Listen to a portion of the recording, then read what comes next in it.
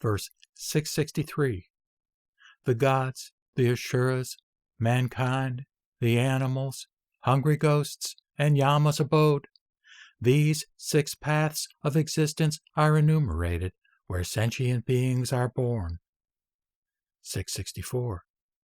According to one's karma, be it superior, inferior, or middling, one is born in these 6 paths. Guarding all that is good, one will attain an excellent emancipation. 665. The company of the bhikshus is taught by you that there is birth and death at every moment. Pray, tell me its meaning. 666. As one forms changes into another, so is the mind born and broken up. Thence I tell my disciples how uninterruptedly and momentarily birth and death takes place. 667. In like manner, discrimination also rises and disappears with every single form. Where there is discrimination, there are living beings.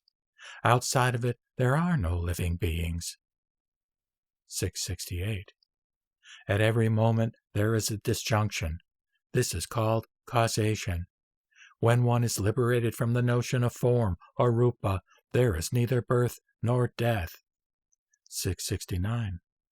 When dualism is upheld, there rise causation-born and no causation-born, ignorance and suchness, etc.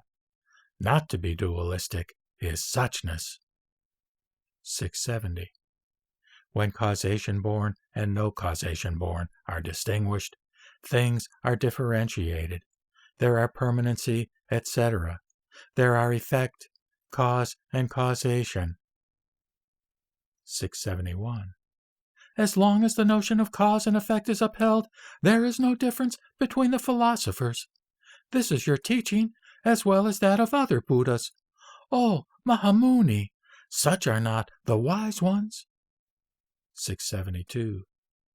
Within the body, measuring one's jnana, there is a world, the cause of its rising, the attaining of cessation, and the path. This I teach to sons of the victor. 673. By clinging to the 3 svabhavas, perceived or grasped, and perceiving or grasping are manifested. The simple-minded discriminate objects as belonging to the world and to the superworld. 674. From the viewpoint of relativity, the notion of svabhava has been upheld. But in order to ward off one-sided views, the svabhava is not to be discriminated. 675.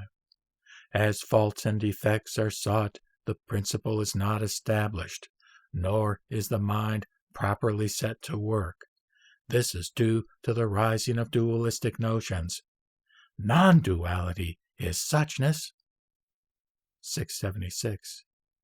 If one should think that the vijnana, etc., are originated by ignorance, desire, and karma, this is wrong, for the fault of non-finality is committed. This being committed, the rise of the world becomes impossible. 677. The fourfold destruction of things is told by the unenlightened. Discrimination is said to rise in 2 ways. In fact, there is no existence, no non-existence. When one is released from the fourfold proposition, one abandons dualism. 678. Discrimination may arise in 2 ways, but when it is seen in its true nature, it will never rise again. For in all things not being born, there is the awakening of intelligence. But where there is the birth of things, this is owing to discrimination. Let one not discriminate.